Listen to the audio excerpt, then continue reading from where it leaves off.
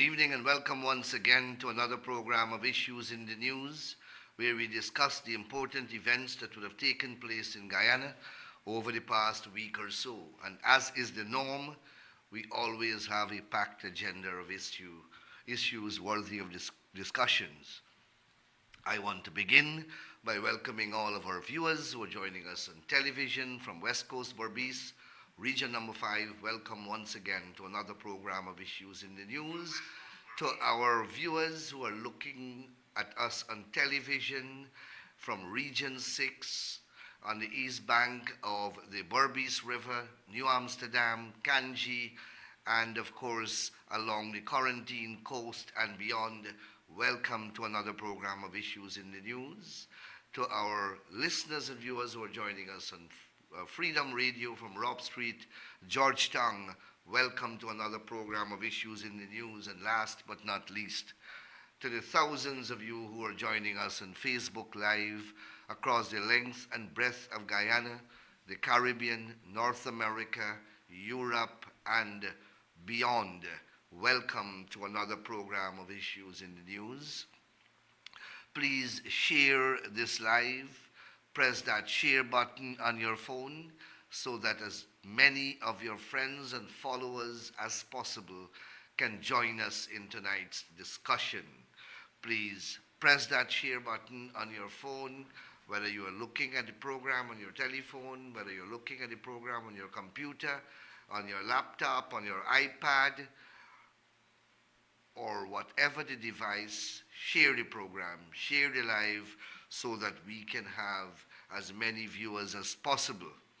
Zelina Khan, Romin Hiralal, Ganesh Ramnarayan, Ivan Chu, Kort Laktish, Philip Gunraj, and so many of you, welcome.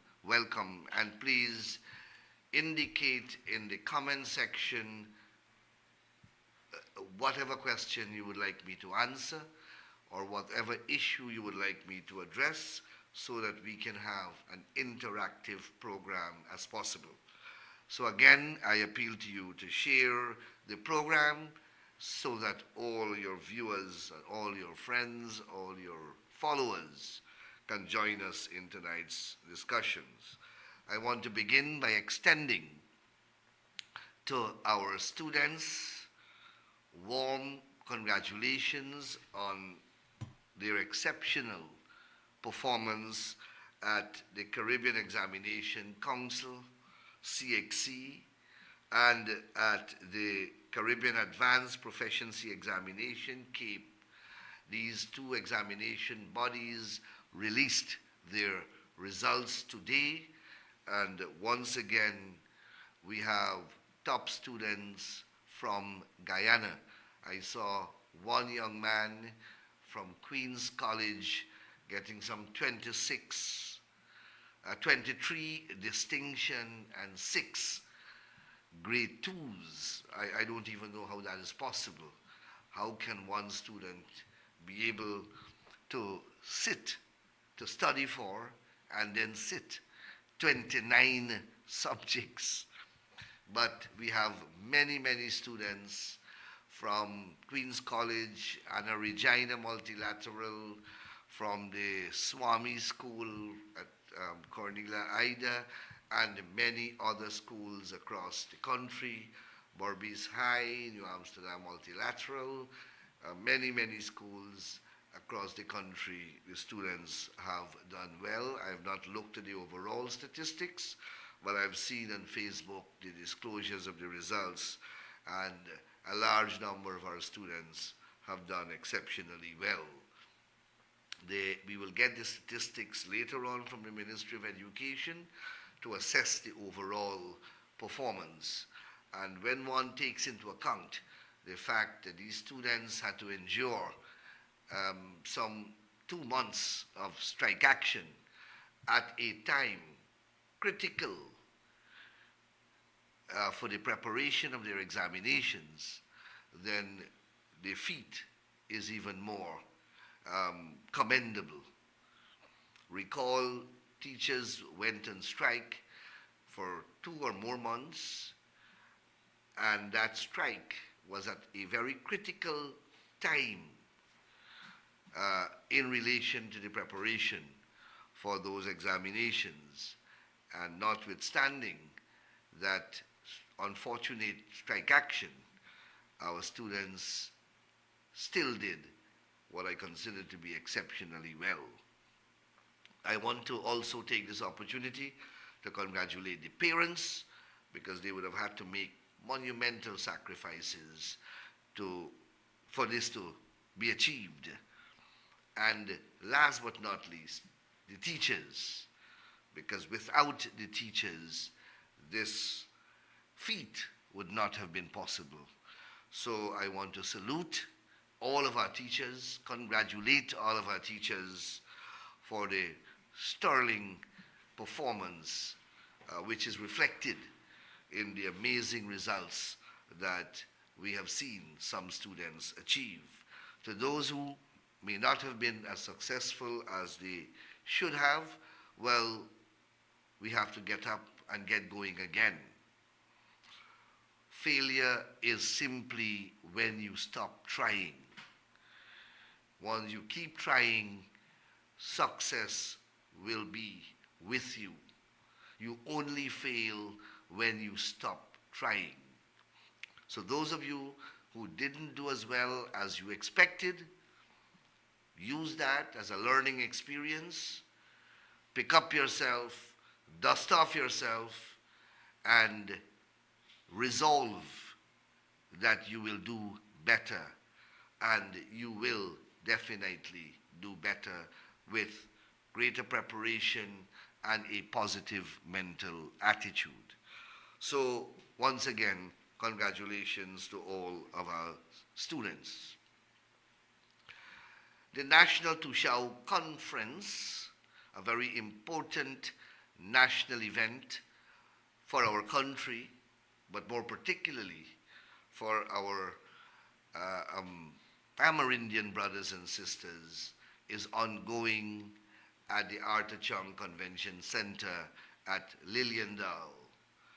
Yesterday, they had their elections and elections to the National Tushao Council. And I want to congratulate all the Tushaos who were elected, and I also want to congratulate all the members of the National Tushao Council who was elected or who were elected. I also want to take this opportunity to congratulate Mr. Derek John, who was returned as chairman of the National Tushao Council. Mr. Derek John, as you know, sits on the Constitutional Reform Commission representing the Amerindians of our country. So congratulations to all those who were elected at the National Tushao Conference, and the conference will continue for the remainder of this week. And the President, as you saw, addressed the conference. The Vice President addressed the conference today.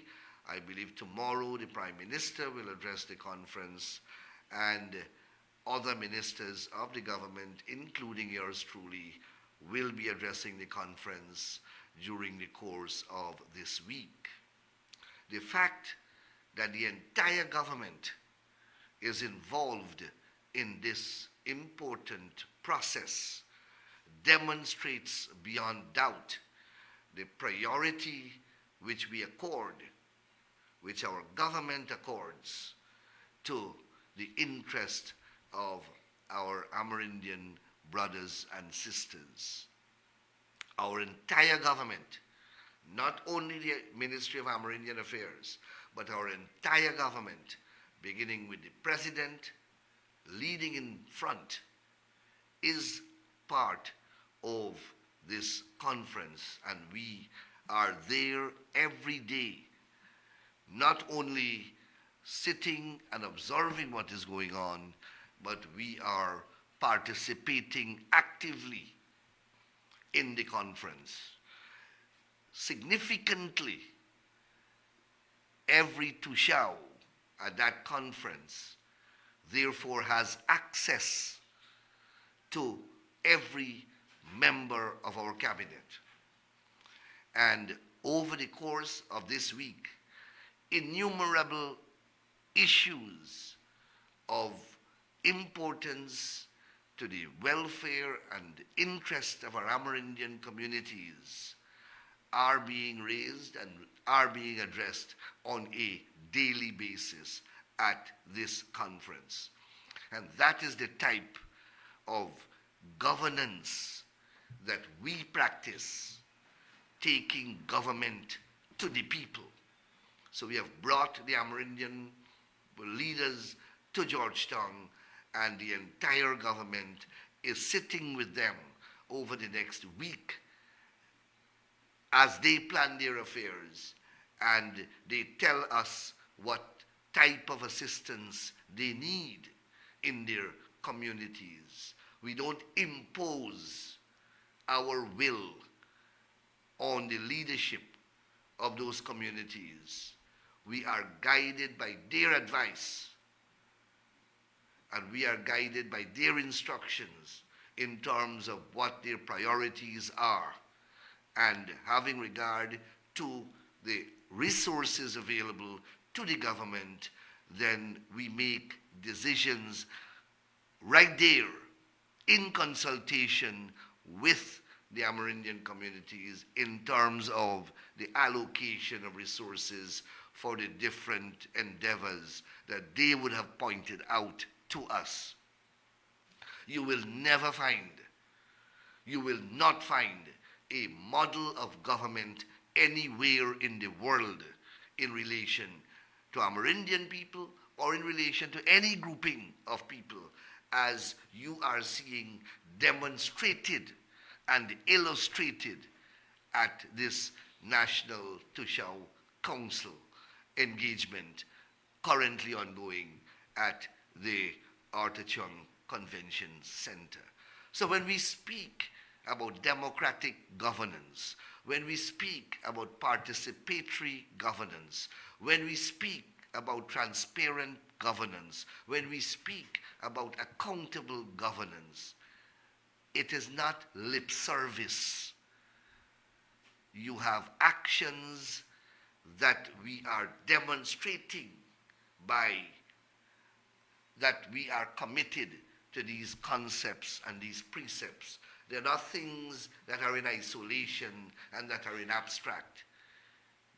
You can look at the television, look at the social media platform, as many of the events of this Congress are being streamed live, and wherever you are, you can witness firsthand the government's participation in this activity and the type of governance that is being pursued and expressed in this engagement.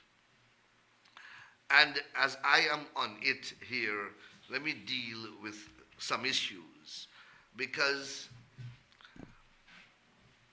you know, you have leaders who want to pretend that they are new, so they reinvent themselves, old leaders, and they are traveling for the first time, I suppose, in our interior villages, and they are discovering, like Christopher Columbus, they are discovering things that we all know existed and we all know exist, but they never know because they've never been to these places. So like come to see, never see. They are making a lot of noise on the social media. And I speak specifically of the Alliance for Change, led by Nigel Hughes. For the first time, apparently, he is in the interior and he's discovering these things. So he's discovering poverty for the first time in the interior. Poverty has been there for 500 years. We are working to eradicate it. We are working to change that, and I will explain to you how. But this gentleman goes into the Upper Mazaruni, perhaps for the first time in his life, and he discovers the living condition in those communities. He has never seen this before. You see, he grew up in a privileged household. He grew up in Sobrianville, Georgetown. For the first time, apparently, he's seeing pit latrine. And he's seeing that Amerindians are using pit latrine. He has never perhaps used a pit latrine. He doesn't understand that the entire Guyana, other than a privileged few like himself, were using pit latrine only just recently. I am not saying that we should continue using pit latrine. The use of pit latrine in 2024 by schools or by anybody is a deplorable thing. And we have to change that. And we are working every day to change that. But this gentleman believes that with the wave of a magical wand, pit latrine can be converted into a flush toilet. He believes that we can just wave a wand and the pit latrine would disappear and a tiled flush toilet will appear. And that is when you don't know anything about anything. And that is what you're seeing there. His exasperation and his shock and his bewilderment. 2015 to 2020, his party was in government. Didn't they know that they had pit latrine in Mazaruni? Didn't they know that you had pit latrine in the Amerindian communities? Why they didn't fix it? We are now fixing them. But what did they do? This gentleman wants you to believe and would like the country to believe that he is not part of the AFC and they were not part of the government up to 4 years ago. He wants you to believe that he has dropped from a different planet, that he was not living here all the time, and he's not part of the APNU AFC that were in government only recently, where the Prime Minister was from his party. Raphael Trotman was from his party. He was the Minister of Natural Resources. And all the others who came, Ramjatan, and all of them who were part of the AFC, they were sitting in the government. Why they didn't fix the pit latrine? No, he wants you to believe all of a sudden this pit latrine appeared. The difference between us and them is that the pit latrine was there and they left it there. We are changing that and we are replacing it with modern lavatory facilities. And we are replacing it with modern sanitary blocks right across the length and breadth of the country. They did not build a single school in 5 years. Not a single school in 5 years. But they will tell you that we are spending $2 billion to build a school in the interior. Because that is what it costs. That is what it costs to go to those areas where almost all the building materials have to be flown in. That is what it costs. And we are building it. They did not build a single secondary school in this country, or a primary school in this country in 5 years. In 1992, when we got into government, there was not a single secondary school in any of the interior region of this country. Today, every single interior region has a secondary school, and most of them have dorms. And we are still building. We are still building. When we inherited government in 1992, the entire coast from Charity all the way to Crabwood Creek had pit latrine. From Charity to Crabwood Creek, excepting a few schools in Georgetown, had pit latrine. Nigel Hughes doesn't know that. He discovered pit latrine now in 2024, and he's making a big issue out of it. So and that is why we have to keep explaining these things to people over and over again, because people can very well get bought in this cheap and flimsy propaganda. Today, we are pumping millions and millions of dollars into the Amerindian villages. From 2011 to 2015, they cut every single budget using their one-seat majority and cut out billions of dollars out of the Amerindian communities. That is what they did. I am not making this up. The Amerindian Development Fund value billions of dollars. They chopped it out of the budget when they had a one-seat majority in opposition. They chopped all the developments to the airstrips into the interior. That is what they did. And when they got into government, what did they do? They increased taxes on interior travels. They did not replace the Amerindian Development Fund with any fund of their own. They dismissed 2,000 community development officers, CSOs they are called, it knocked them off one day. 2,000 of them. Those people were being paid $40,000 a month. Valuable liquid cash for the village economy. They knocked all of them off. And I can't go into all of what they have done, but I'm just giving you a few examples to remind you that these culprits now are in opposition and they are making all these grand promises.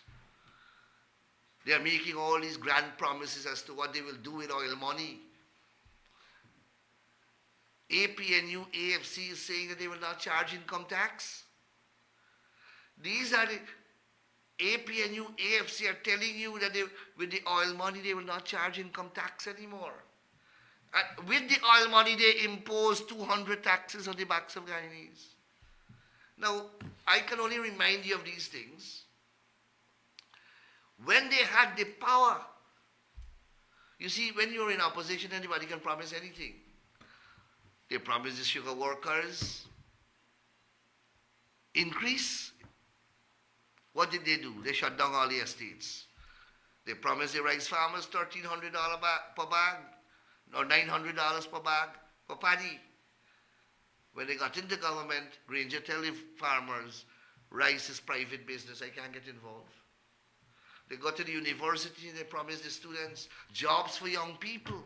When the reporter asked Mr. President Granger, where are the jobs? He said, go and sell plantain chip. The young people, after they graduate, they can go and sell plantain chip at Stabrook Market and fry fish. I am not making these things up. You know that. You live this thing through. Now they're out of government again. They're telling you no income tax. But when they were in the government, they put 200 new taxes on you. 200 new taxes on you. Now they're out of government, the promises are coming again. And the whole day they're promising people they will share out oil money. As the Vice President said today to the Amerindians at the National Tushao Council, last year we got $300 billion from the Natural Resource Fund. That's the oil money we got last year. But our budget this year, for the budget, to put in the budget this year, 300 billion. But our budget for 2024 was 1.3 trillion. 1.3 trillion. Only 300 billion. 300 billion is the budget for public works. 300 billion is just about the budget for public works. That's 1/3 of the budget. The budget was 1.3 trillion. So I don't know what they're giving away. And we have a transparent process, so you know how much is going into the Natural Resource Fund. Dr. Ashley Singh is required by law to disclose all the deposits, make them public. So nobody can say that we are receiving money and not disclosing it, because Ashley Singh will go to jail for 10 years. We put that law in place to ensure that there is full and frank disclosures in relation to deposits in the sovereign fund, in the Natural Resource Fund.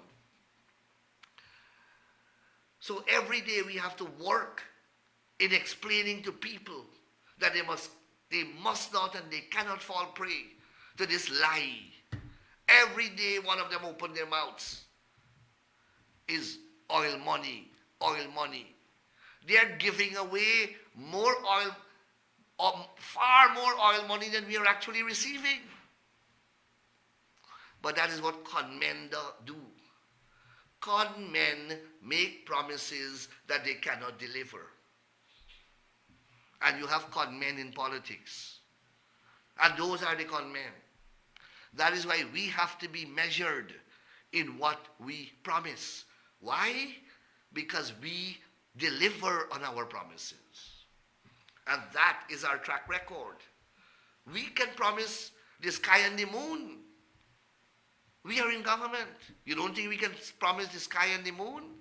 And we can promise bed of roses? But we don't. We promise that which we can deliver.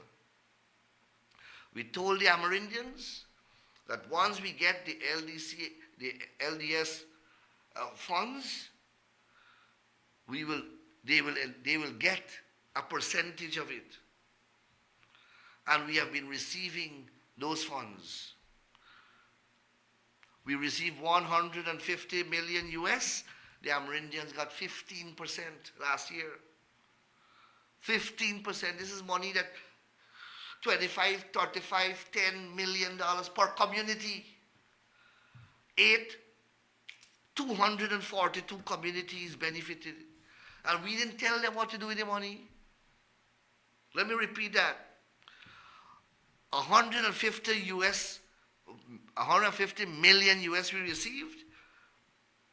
Out of that, 4.7 billion was disbursed to the Amerindian communities to spend it how the leadership of those communities would like to spend it, based upon consultations with their people. Not an imposition. This year, we got less, but we maintained the same allocation. In other words, the government took less so as to maintain the same level of allocation, because we got less from the LCDS funds.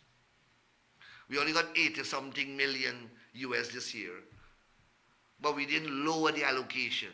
We kept it the same. So if a village got 15 million last year, out of 150 million, they still got 15 million this year, out of this time 80 million. And that is what we are doing for the Amerindian people, using the LCDS money.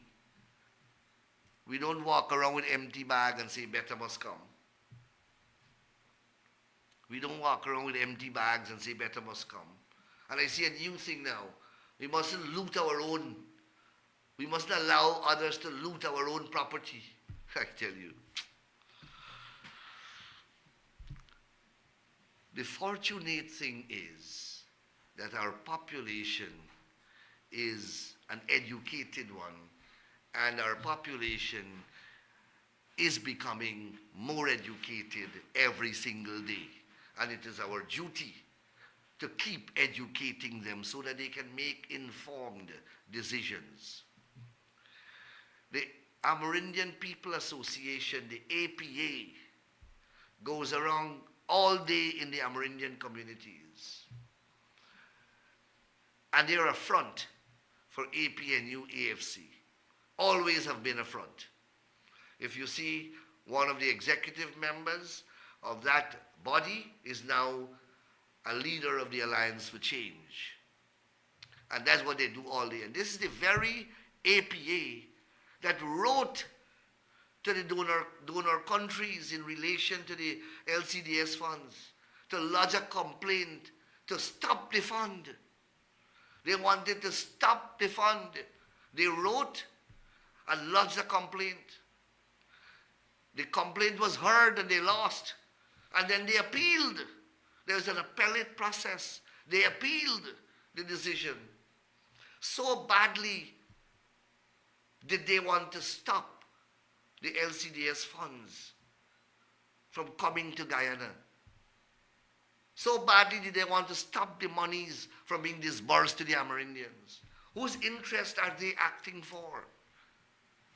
And they are masquerading as some Amerindian People's Association. We have to keep speaking this narrative, or else you will be left with the narratives of Nigel Hughes, who, like Christopher Columbus, is now discovering Guyana. But we have to keep responding. The government is spending money to renovate and rehabilitate President's College. Today he responds on his Facebook page and say that it's too late, that we have neglected President's College because it was the idea of a former president. He's speaking about Forbes Burnham. Well, what did the Burnham party that collated with the Hughes party did for President's College from 2015 to 2020? It is because they did nothing with President College from 2015 to 2020 that we now have to do it. So everything we do now is either from oil money or it's too late. That's the mantra now. So nothing that we do, nothing this government does will ever be appreciated by these con men, these politicians, because it's oil money, or oh, we should have done it before. But they can't answer why they didn't do it in the 5 years that they were there, and in the 30 years that they ruled the country, where they moved it from being the richest colony of Great Britain in 1966 in the Western Hemisphere to the poorest country after Haiti in 1992. That, in one sentence, is their track record from 1966 to 1992. They don't want us to talk about that. Guyana was the richest British territory in this hemisphere in 1966. They ruled until 1992 by stealing the elections. And when they left in 1992, we were poorer than Haiti. They can talk from now till thy kingdom come. They can't change that. Those are the facts. And we have built Guyana from bankruptcy and insolvency to economic viability and solvency. Without oil. That is what we did without oil. Paying out over $2 billion in debts that they took, which they didn't have anything to show for. They borrowed $2 billion and they have nothing to show for it. And in 1992, the whole country was collapsing. You all know that. Those who don't wish to accept that is because they are not prepared to accept the truth. And I am not here to convince them. If they don't want to accept the truth, that's a matter for them. What I am speaking here are verifiable facts. And all of you know that.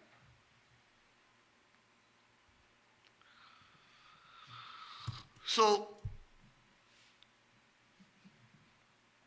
I'm reading your comments. I see. So let's continue.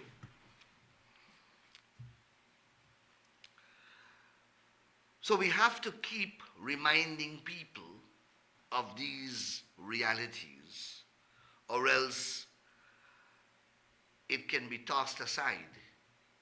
And people with fickle minds can believe a different reality that is fed to them every day.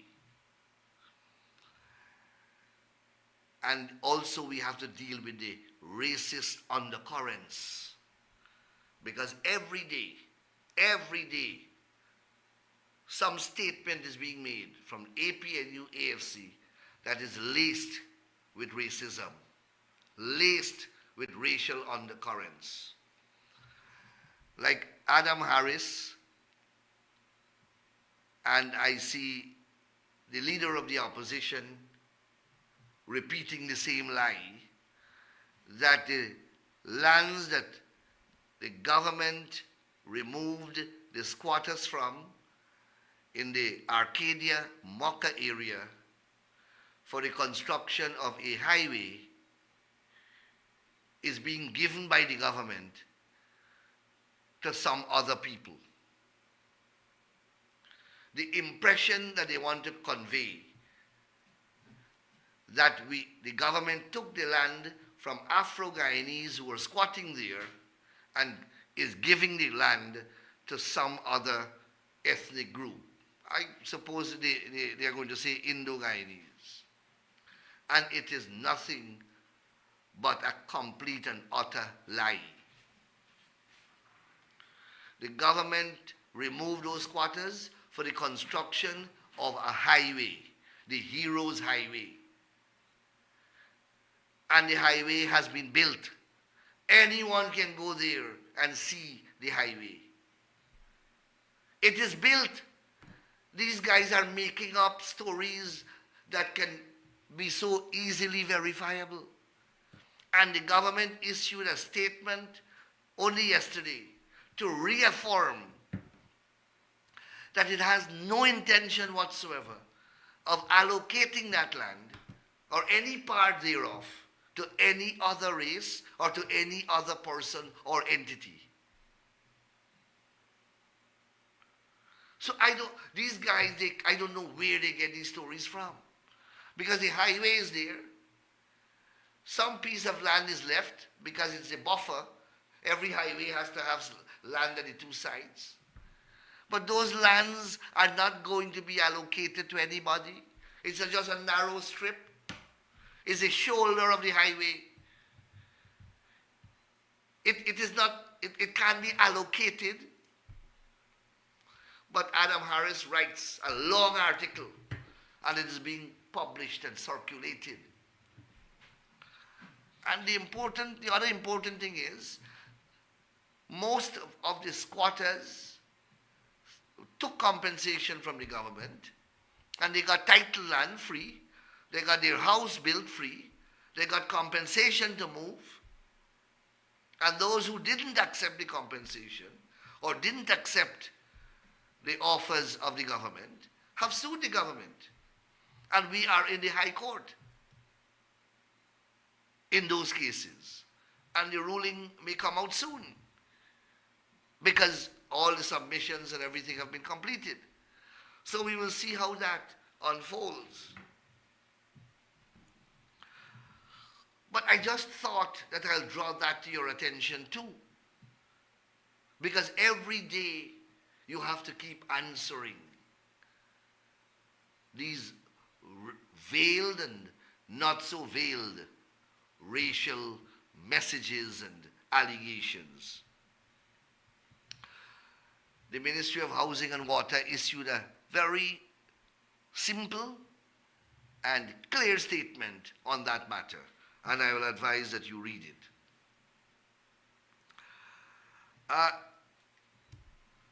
One reporter has asked me to explain about the Deceased Person Estate Administration Amendment Bill 2024, which I tabled in the National Assembly at its last sitting.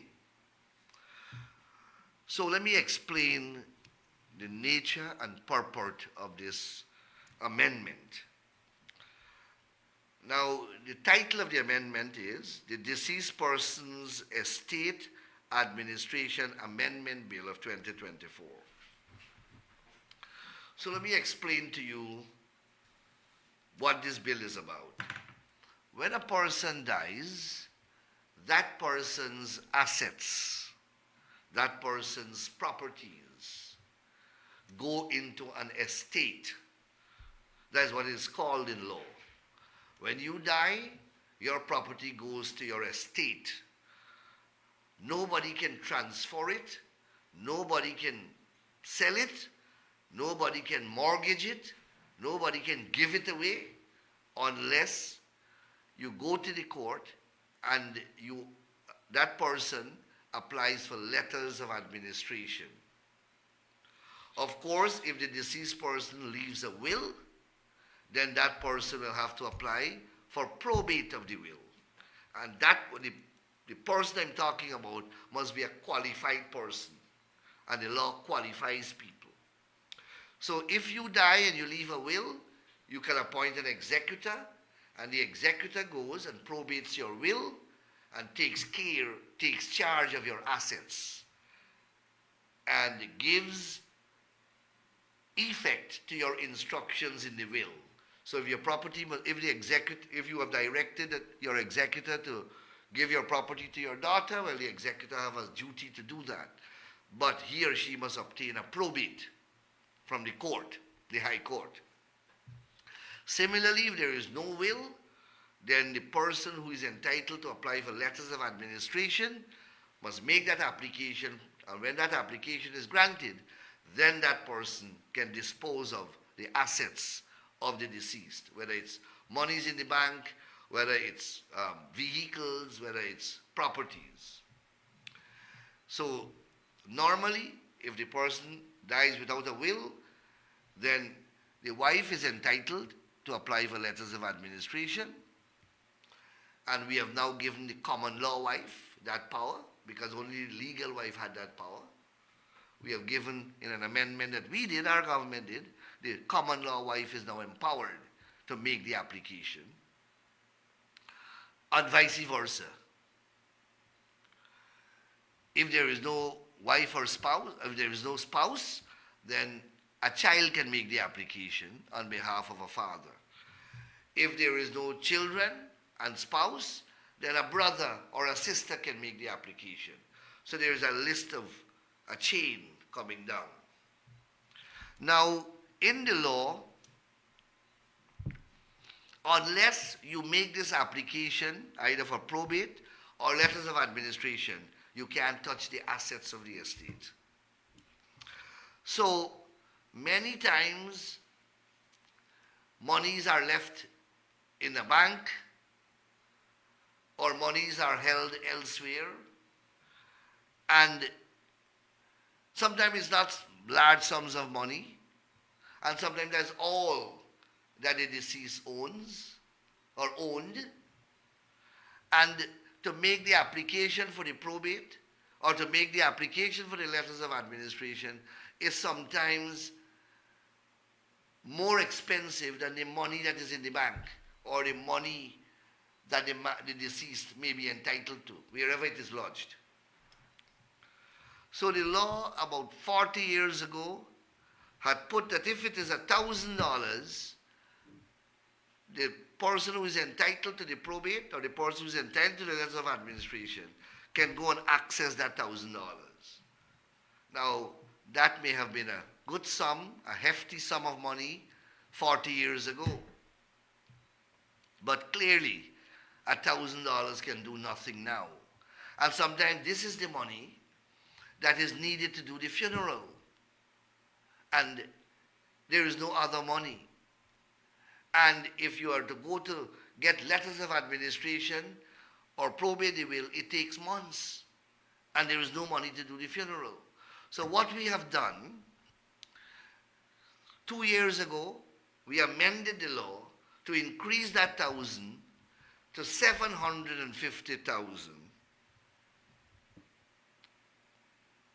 So if the deceased has 750,000 and below or below in a bank, a person without the need for the letters of administration can go and take that money, can draw that money out.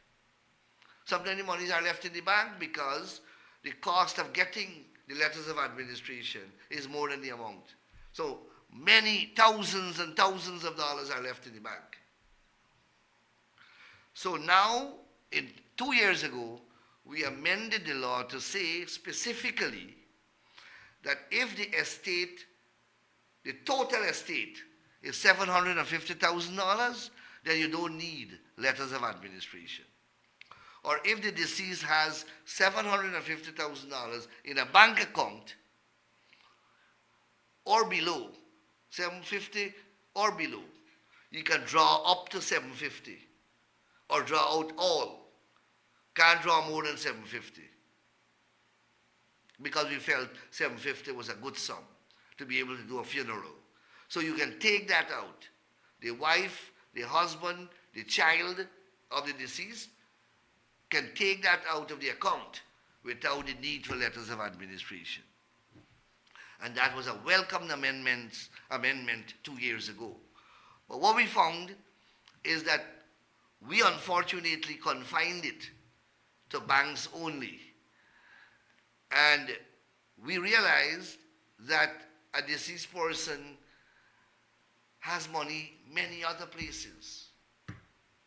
He may have money in a credit union. He may have money in a place other than a bank.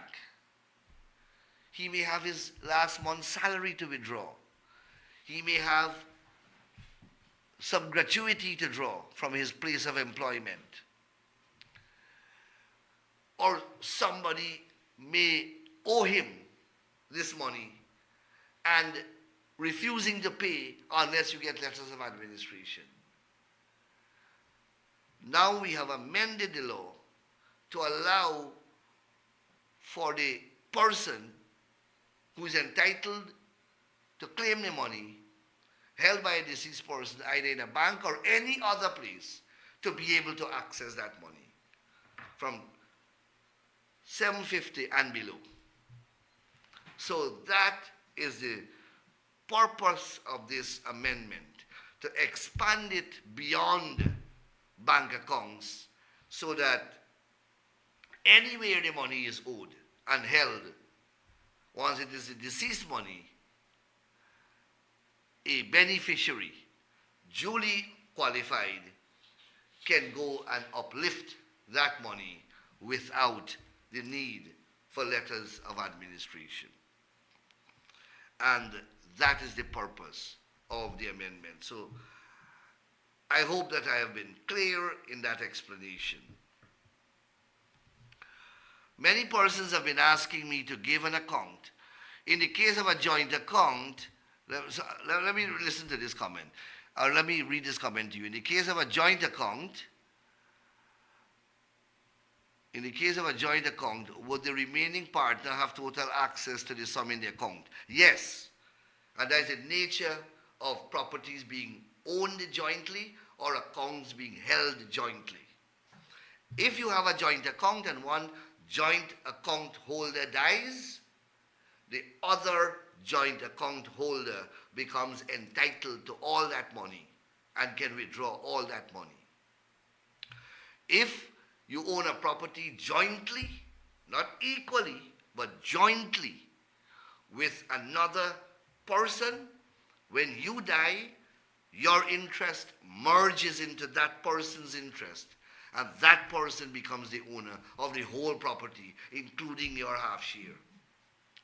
However, if you own the property in equal shares, then your half share is left when you die, and that goes to your beneficiaries.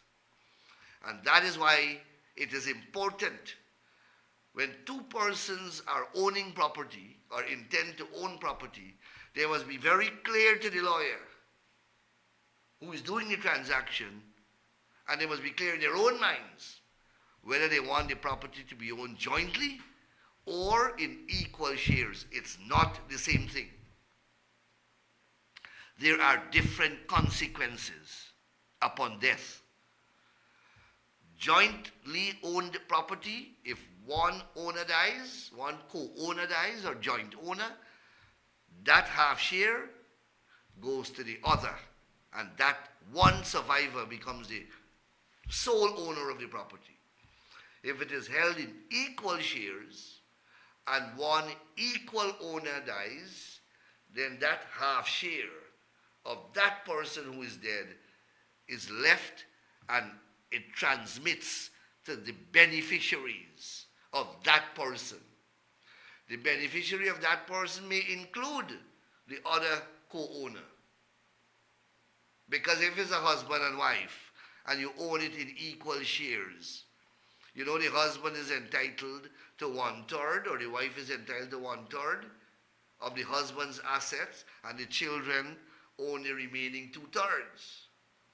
So if it is equally owned and the other by spouses, that one dies, that the one who dies, that person's share goes 1/3 to the spouse who is the co-owner and 2/3 to the children.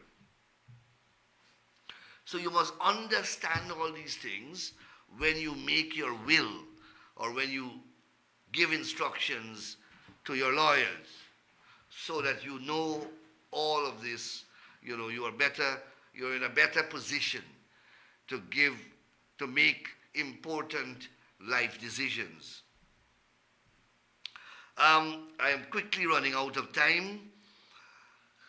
I want to give you an update on the parking meter contract, a lot of parking meter case that is ongoing in Washington, D.C. As you know, when the APNU AFC was in government, they entered into this calamitous parking meter contract with some foreign company to install parking meters across Georgetown.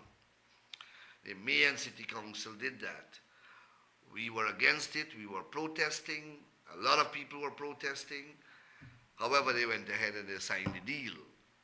But because of the protest, they never implemented the parking meter project. And then elections came, and of course, they were voted out. However, the company has sued the state of Guyana in Washington, D.C., and the case is currently ongoing. They have filed their claim, we have filed our defense. We are in the process of filing, they are in the process of filing a reply to our defense, and then we have to reply to their reply. Long story. But Guyana is being sued for $100 million US. And this is the liability that the mismanagement and corruption of the APNU AFC government have exposed us to. $100 million in suit for damages and compensation. That's what the people are claiming they lost. We have already, if you look at the last time I was in the parliament with the supplementary, there was a $100 million there put aside for legal fees. We have to pay that. We have already paid. We have already paid over $150 million. And we have put aside another $100 million to pay legal fees to defend the case that APNU AFC have caused to be filed against us. I spoke about them running up a debt of $2 billion US that we had to pay out. We had to pay out $2 billion US. We got about $5 billion written off, debt write-off. That is the money that they took when they were in government from 1966 to 1992. Fast forward from 2015 to 2020, they left us with an empty treasury.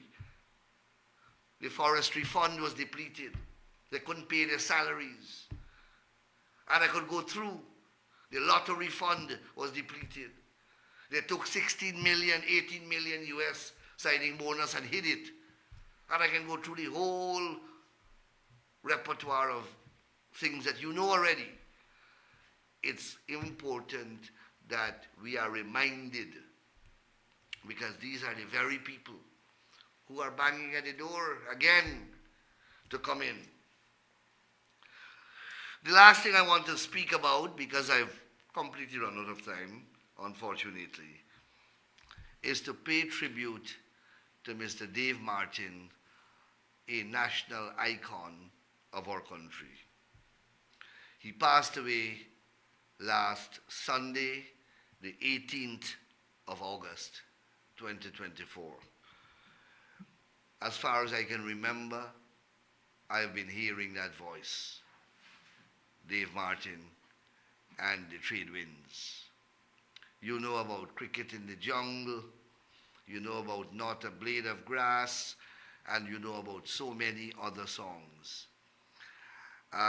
Last year, I believe, I was in the Cayman Islands, and I met other members of the Trade Winds, because Mr. Dave Martin spent a number of years living there and was singing and doing his music from that country. Obviously, I had to leave Guyana because of the PNC. Thought I'd put that in. But like many, many Guyanese, he fled as well and came back to Guyana after we would have won the elections. So, Mr. Dave Martin, to his family, we salute you, and to his wife, Annette Arjun, and to his other relatives, I extend my deepest condolences on the passing of this Guyanese legend. His music, his voice, his contribution to Guyanese music and Guyanese culture will be with us for a long, long time. Not a Blade of Grass has become like a national anthem as a result of the resuscitation by Venezuela of this crazy territorial claim against Guyana. That song that some people may have forgotten has once again become a national narrative and a national pastime in the country. So we pay tribute to Mr. Dave Martin, and may his soul rest in peace. I want to take this opportunity to thank you once again for spending the past hour with me. I believe that we have covered some ground. I would have liked to discuss many more issues with you, but time is upon us.